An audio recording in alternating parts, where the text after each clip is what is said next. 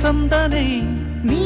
பாதி நான் பாதியாய் கோர்க்கின்ற பாசந்தனை காதல் என்று பேர் சூட்டியே காலம் தந்த சொந்தம் இது என்னை போலே பெண் குழந்தை உன்னை போலொரு ஆண் குழந்தை நாம் வாழ்ந்த வாழ்வுக்கு சான்றாவது